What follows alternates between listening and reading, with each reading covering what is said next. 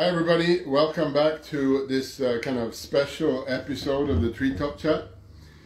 We had some issues the 15th of January with some technical issues with a microphone. I was making some problems for us, but today we have tried out everything, so it should be working fine. And today we're going to have our very first guest from France. Mr. Ghislain Ojeda, who is an arborist in south of France, in Toulouse. He has a partnership with Courant and Husqvarna, and is a very avid Instagram user as well. So if you have any questions during this little session here today, please leave them in the chat box and we will address them either at the end or as we go along. So Ghislain, you there? Oh, 1 second. Where? Minute.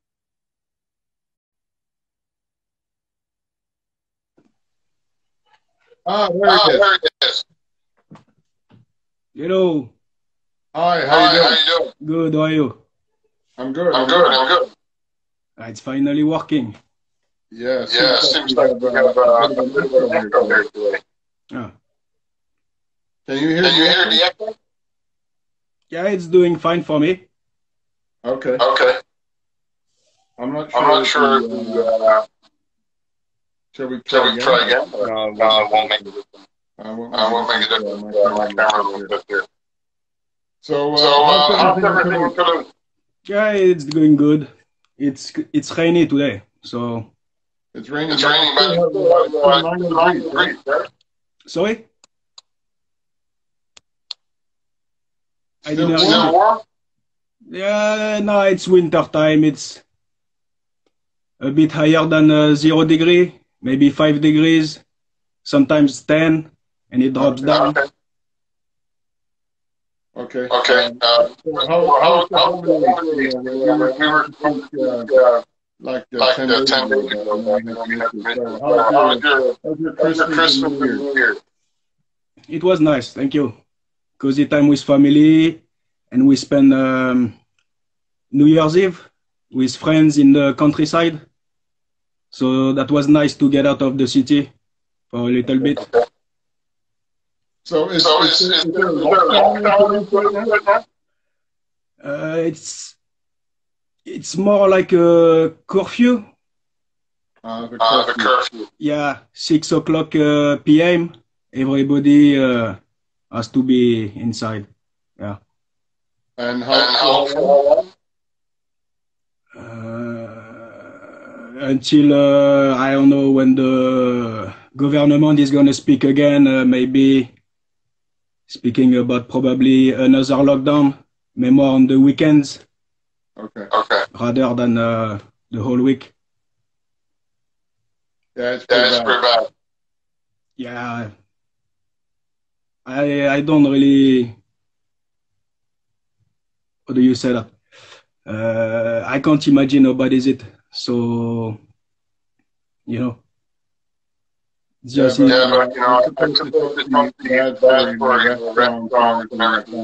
oh yeah, it's really bad. It's bad. It's awful for them. I know some customers. Their son is obliged to close the restaurant. Yeah, after it's bad and good for other business too. Like you've got small businesses, they are really busy all the time now. Yeah. So it's okay. So let's talk about your occupation. So tell us about your journey. How did that look? Did you do something before, or have you become an arborist? Yeah, I did something before. I'm qualified arborist since April 2013, and before that I was roofer specialized as a copperman. I don't know if that's a good term. It's the guy who's gonna build all the metallics on the roof for the chimneys, the gutter, metallic roof, and I was specialized in the restoration of historic monuments. Okay. So I was mainly on historic monuments, but I have started as a roofer, carrying the tiles for the other guys, loads of tiles, tons of tiles, until the moment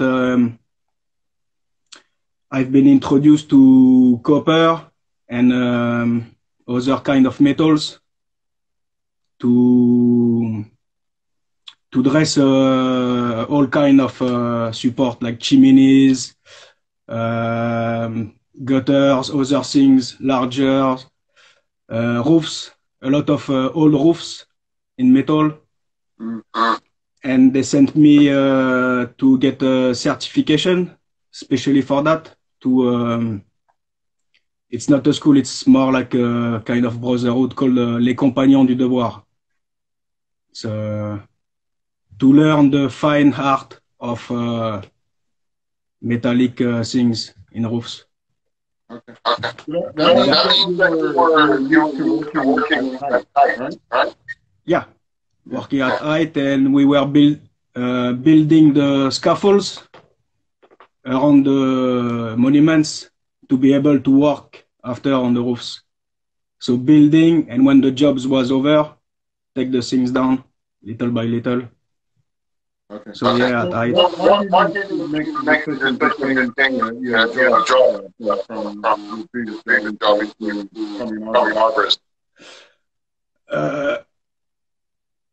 How did I become an arborist? Yeah, but why did you change occupation from being a roofer to becoming an arborist? Yeah, so that I worked 6 years there, and at the end of the 6 years, I have asked to become an associate in the company, and they refused. They refused, saying you have to ask again next year. And the thing is, at that time I was working with a crack on the menisc, and I worked 3 months with that crack. Like when I was bending down, my knees was swelling, and when I got back up, it was. So I said, no, I'm not gonna do that anymore. And it was funny because not long after that deny on my demanding, I came back from a job site and I saw a van where it was written climber arborist. And I didn't know that job back at the time. So I went on Google and found some videos, and I said, that's it. That's it. And straight away, I found the school for the certification, and someone told me, like, you can stay at your company, go do the certification, being paid by your company, like it's all secured. You just have to fill a file, give it to your boss. He can accept it directly or refuse one time, but the second time he's obliged to let you go, do your certification, and come back if you want to come back. So I had a meeting with my boss saying, like, okay, you've got this amount of hours to do a formation. What do you want to do? And I say, I want to become an arborist. And he said, like, nah, I don't think that's going to happen in this working life. And I say, yes, it's going to happen in this working life. Here is the file. Either you signed it or you don't, but you will see me again. And he signed it right away and let me go. Okay. So I went at this certification, and I went to the certification with the crack on my knee. Passed the certification, got certified, and the thing is, after the certification, no one wanted to employ me, either as an arborist. I have sent some resumes. The people I was working for, they said, no, sorry, we can't employ you. So I was obliged to go back to the roofers. And that's why I decided to get the surgery done for my knees and get fired not long after. So you had surgery on both knees? I had one knee after my certification, and 1 year after, yeah, I had the other knee. I had also a massive crack on the knee. So I had a surgery for the other knee. But it feels great. I have no trouble since then with my knees. That's good. Yeah, it's funny. It's funny. So, tell me what is arborism like in France? Is there a lot of competition, you run your own company? Is it regulated? Growing market? Tell us a little bit about the Yeah, it's regulated in the term, in the sense where you have to have the certification to open your own shop now. Competition wise, yeah, there is a lot of competition with the big dogs already there, plus the fact you have most likely 20 person getting certified each year in different cities. In my city, it's like 24 person in my city, 60 kilometers further, it's the same thing. So if 2, 3, 5 people open their shop, it's adding people like I did. Plus all the gardeners, landscapers who try to do the job. So yeah, I think there is a lot of people, yeah. That's very competitive. You 450,000 people. Yeah, there is a lot of gardeners, landscapers. In fact, to get access, except that to get access to the certification, you have to have a background in the green environment. Okay. So in fact, I was one of the few to sneak in because they have to have a certain percentage of people coming from outside. And I think it's getting more regulated now. Like you have to have like certain type of qualification before to have access to the arborist certification now. Okay. So you came to Sweden for a last year. Where was that and what did you do? What did I do there? Yeah. I didn't do nothing. In fact, I have been reached by the beginning of the year by Husqvarna, saying like they will be interested to have a collaboration with me, and if I was interested, that they send me in Sweden with the French team for the inauguration of the launching of the new battery saws. And I had to answer fast to this question. But the thing is, I thought that was some kind of a joke, you know. I thought like someone was doing me a joke, like that's not possible. But so in February, yeah, we went in Sweden with the French team to the city, Husqvarna.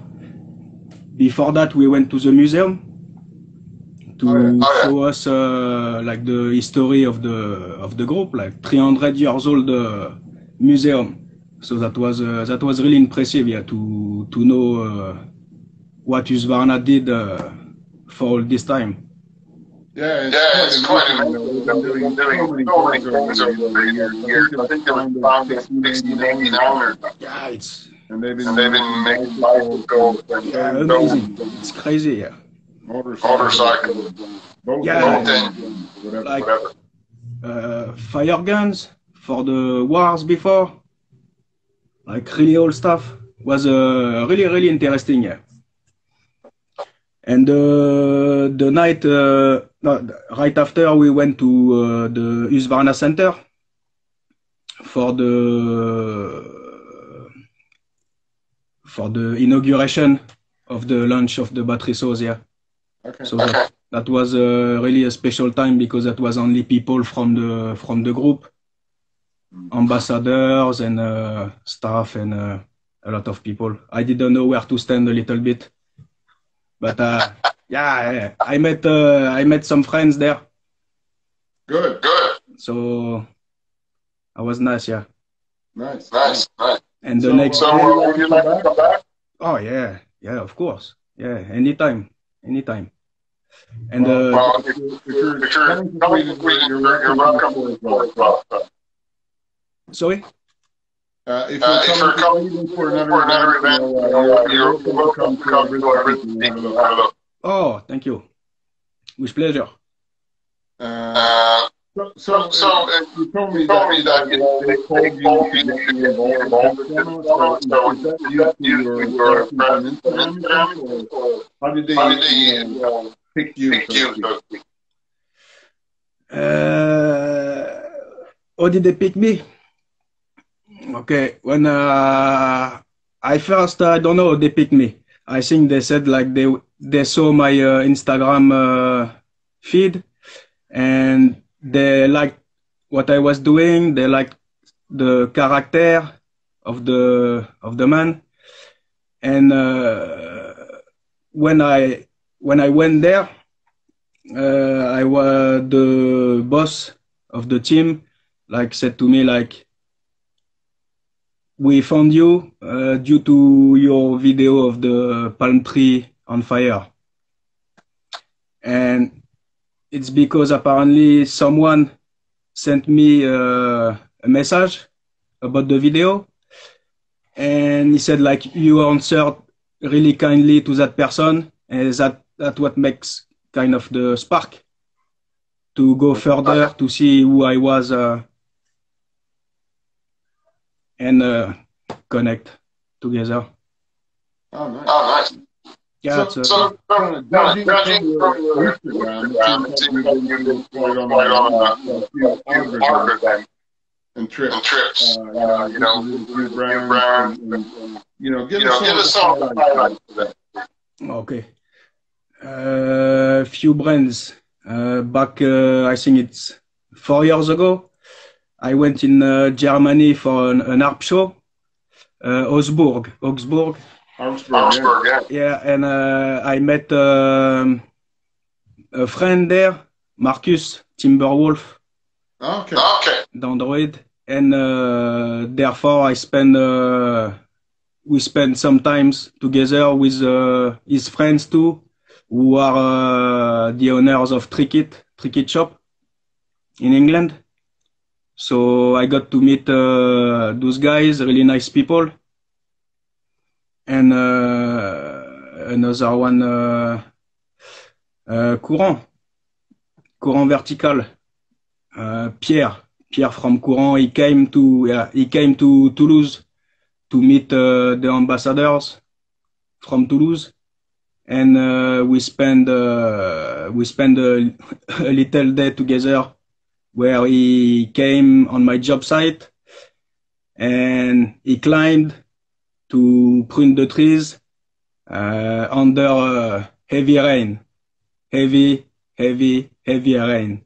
Like I was like, I'm sorry for that. We said, no, like, I'm okay with that. Like, I like to be in trees, so that's not a problem. But that day was, it was fucking awful. Like it's, when your rain jacket start to show that it's not working anymore, that was the kind of day. Okay. So, yeah, it was fun.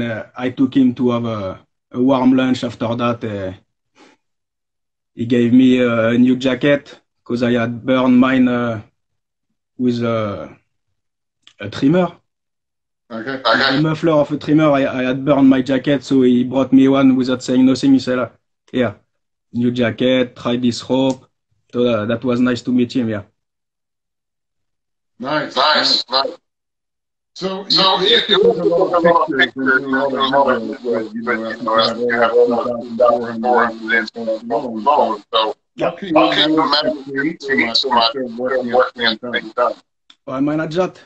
I it's been most likely 6 years that I'm on Instagram. Most likely since I have opened my own shop, and I share my story since then. So it's most likely, yeah, maybe 2 posts a day about what I did during the day. And I think with the time, maybe I did more. I don't know, but it's pretty natural. I mean, nothing is like forced. Like I have to. It's like I do something, I try to relate it, and there is some friends who saw my, I'm not gonna say progression, but yeah, saw my progression since I have started my shop. Yeah. Okay. But Okay. you don't But you spend don't spend time editing time videos editing and stuff, videos or and stuff, or you you just post them, right? post Or them, right? Or Sorry. do do you you spend time spend time editing your editing videos as your well, or videos as do you well, just or do post you them? just post them? Video. Yeah. Yeah. I do videos when I'm working. Yeah. Okay. Okay. But But you don't you spend don't time spend at time home at home editing the editing the video? video? No. No. When I do a job, yeah, I spend time editing a video, like making something nice if I can. Yeah. Okay. Okay. But it's related to work. It's not like I make a video for Instagram to go on my story, special something, you know. Mm. I try to do things now a little bit, but it's stay natural. It's not forced. I relate my story as I can, and that's it. Okay. I have took more interest to photo with the time because I was seeing pictures of people, and I, I like to take pictures, but I'm not really good at angles or things.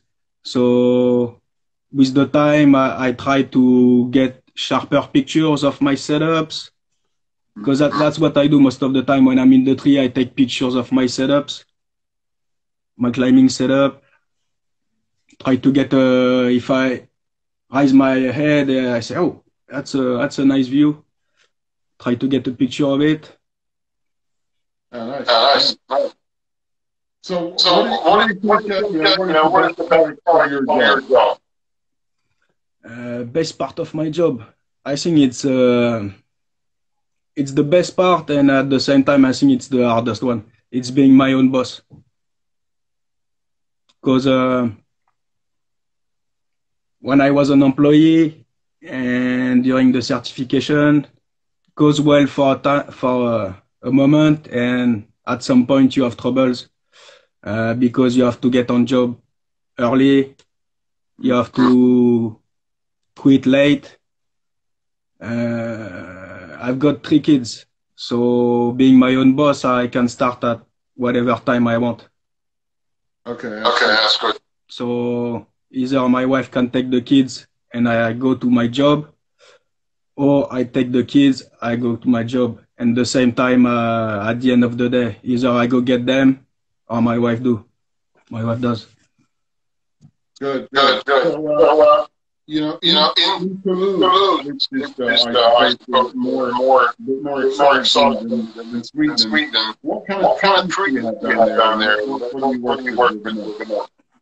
Well, we've got a bunch of trees. We've got a lot of cedars, Lebanese cedars, a lot of cedars. I don't get to work much on them now, but the past years I did. I had to quote removal for like I don't know many centuries the trias in my neighborhoods, and the woman wanted to remove it, and I estimate the removals like all manually, knowing that she has to ask the permission to the city before planning any removals. I still did the thing, but I knew she's not gonna have it because back at the time, no reason was there for her to remove the tree. So she called me back and she said that the removal has been refused. But what can you do for this tree? So I said, look, I say we can give him a haircut, like opening inside.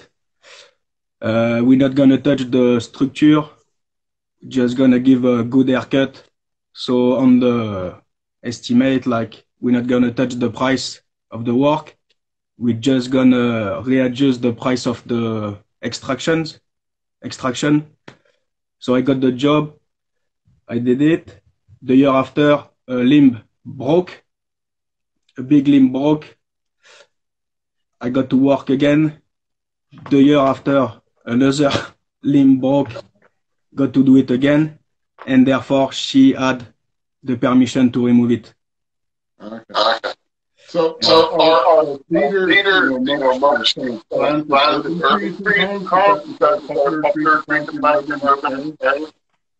That's a tree was been there for forever. Okay. And I think they've built the house maybe after, but it's like old houses too. So, but not as old as the tree. So probably the tree was there before the house. But there is a bunch of trees like that, yeah, really old trees. After we have a lot of palm trees, like it's a lot of palm trees. Some common trees. Sorry? Which type of palm tree? Trachycarpus fortunei. Trachycarpus fortunei. That's the one with a lot of hair, flaming hair. Okay. Yeah. Phoenix, some Phoenix, Arizonica. Other trees in the cities, there is a lot. I do that all the time now. It's called Troen. Troen. I don't know the name in Latin. Troen. It's a shitty tree.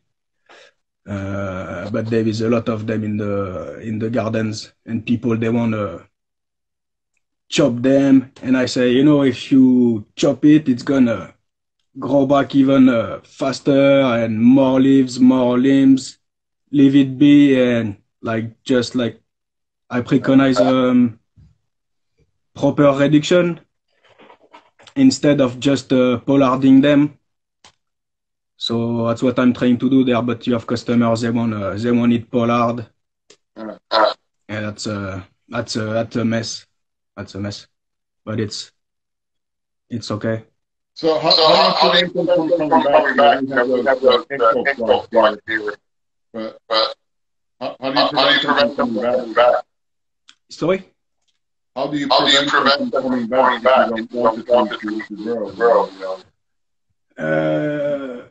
How do I prevent them to coming back if I cut the tree? Yeah. I do some some cuts in the stump around the cambium. Little cuts to avoid the growth. Or the customer decide like he's gonna drill on it and put some salt. I say, okay, let's chop it after they do what they want with their stump.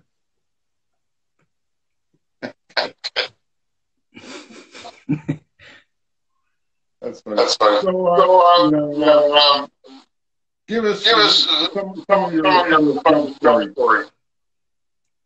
Funny job story. It's not on my jobs. I don't think I have funny stories on my jobs. It's a friend. Like when I opened my shop, we were working together. We have been certified together, and we were helping each other on our jobs. And this guy was he had a background in forestry, so he knew really well to use a chainsaw, his cuts, everything. So I was happy to work with him, and he had this saw, like it was the saw, like Echo. And we went on one of my jobs, we do the job, we leave, and he called me and said like, hey, I forget my saw on your job. I say, okay, I'm gonna call the customer. So a couple of days after I called the customer, he said, I'm happy you called me because I have your friend has forget his saw on the job, but I tried to use it and I broke the saw. So probably he messed up the place of oil and gas. I don't know what he did, but the saw was like. So I call my friend. I say, don't think about your saw. Like he's gonna fix it. You will have it back later. So it lasted months before I get his saw back. He gets his saw back. He goes fishing because he is a fisherman. He goes fishing, calls me, he say, you know what? The saw I just got back. There is this limb was bothering me to throw my line, so I decided to go cut it, and my saw fell on the river. So he said like I have to dismantle it, dry it, whatever. So he does that. We go on one of his jobs. We had a pine to rig over a garden house, and for his job, I have built a X-rigging ring system. So a whole system with rings.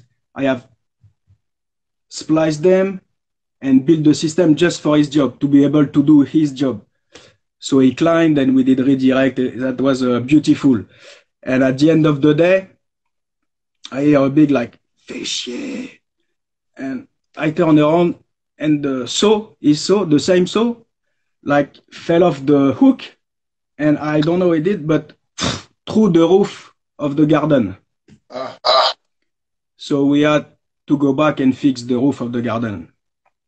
And the saw, luckily it was fine. So we go back on the weekend to fix the roof. And a couple of weeks after, we go on one of his jobs where he had a pine to remove next to a pool. And I had to drag the limbs, saw in his trailer because he had a trailer, so I had to put everything on the trailer. So I was going back and forth. And at this moment, I was at the trailer and I heard like big screaming. Like I freak out. I said, "Putain, he cut himself" or something like that. Like I felt something from my ankle to my neck. Like he cut himself. And when I went to see him, I said, like, "Are you all right?" He said, "Fuck." He said, "Look in the pool." The saw, the same saw, fell off his harness, bounced on the ground, and took a dive on the pool. So I think that this is it, like the saw, the magic saw. Yeah, Yeah, exactly. It was It was probably. So, what happened to the pool? Did they have to drain the pump, get rid of the gas, water? No, he had to get down the tree, remove his clothes, and go back, take a dive to go get his saw, right? The precious. It's funny. It was a really good friend. To say, like this guy, you know, you have caterpillars in pines. Yeah. Caterpillar in pines. And sometimes we have to remove the nest. So we have something, we remove the nest. This guy told me he did that, like, and a caterpillar fell in his mouth, like almost ate a caterpillar. Are they big? Yeah, they can be big, yeah. But they sting, you know. All along the wood there is like some fibers and it's itching. If you get it in your eyes, you go to the hospital. Yeah, it's bad. So he had this in his mouth. If that happened to me, go straight to the emergency. But he had nothing. Wow. That's pretty scary. Yeah, that's rough. Caterpillar. Yeah. So we're talking about your setup. What's your favorite piece of gear you're using? From what? Favorite piece of gear. I don't use them much, but when I can, I get them off of the bag. It's the X-Rings, definitely. X-Rigging rings. I discovered them not long after to have opened my company, and on YouTube, I think it was on August Uniki's videos, and after when I was doing research, I saw like David Driver, the X-Men, has brought them in our industry, tested them with like crazy stuff, breaking ropes, deformation, and I never owned a pulley for rigging. Okay. So I said, I'm not gonna buy an expensive, heavy tool. I'm gonna look for those rings. I found them, but I couldn't afford to buy the sets already made.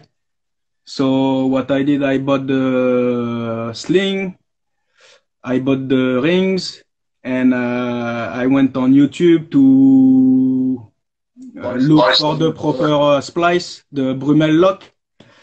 And I have studied at home, do, undo if that wasn't clean, redo, whip, stitch, until I had a clean setup. Okay. Okay. So what kind of rope do you use for a rig?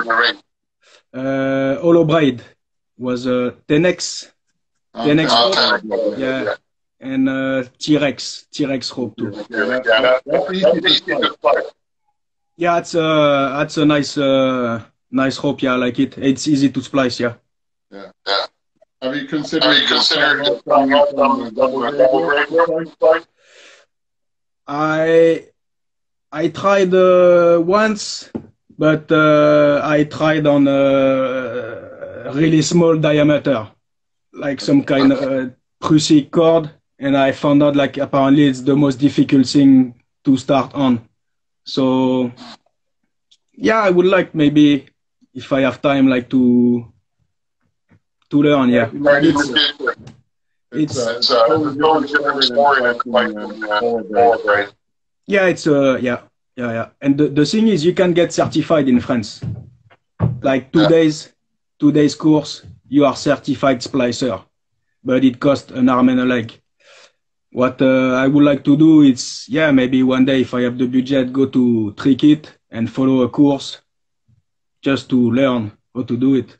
I don't care of being certified. I want to learn. It's not 2 days certification. You're gonna be like a big boss of splicing. Yeah. So yeah, it could be interesting. Yeah. Okay. I think we're approaching the end. I'm not sure if you have anything from the audience. Is there any questions? Tinkin. Max. Silver Bull is there. Yeah. So, do you have any questions for us?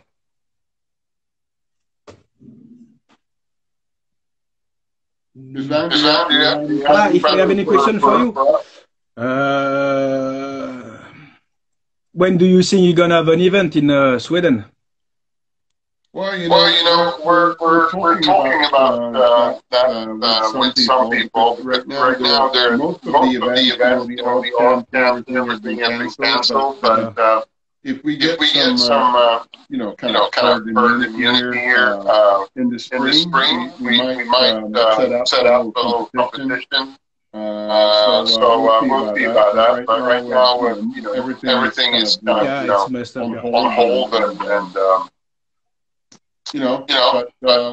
we'll see. We can if we can do something here, you know, maybe May or June or something, depending on the situation, of course. But you will see that on Instagram if that happens. There is Anadi who asked, "How old is my van?" What is it? Anadi Oh, Yeah, he's as old as he is, like 20, 25 years old. 25 years old. Yeah. Which Which brand is brand it? is it? Is it Citroen? Volkswagen. It's a It's a Volkswagen. Volkswagen. Yeah, Transporter, T3. Yeah. Même it's older than Wow. that. Yeah.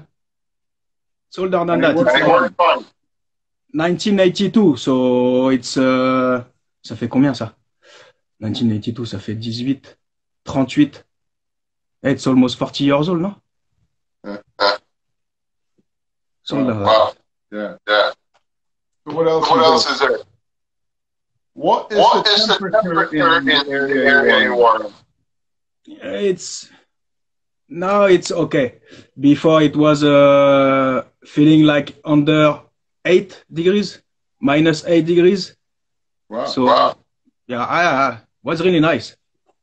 Like cold but sunny. It was really nice. I like that. And in the And summer, in the summer, what is it like 30, 30, 35? 35? Yeah, you can say 40, even 45. Yeah. Oh, Yeah, it can get really brutal. Yeah, it's really dry, so the sun is like slamming on your head.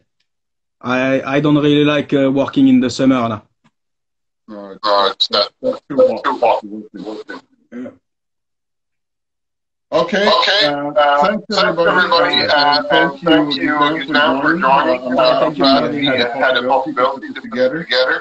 Even though it's Sunday afternoon or working evening, actually. So, So have a very nice evening and a nice work week ahead.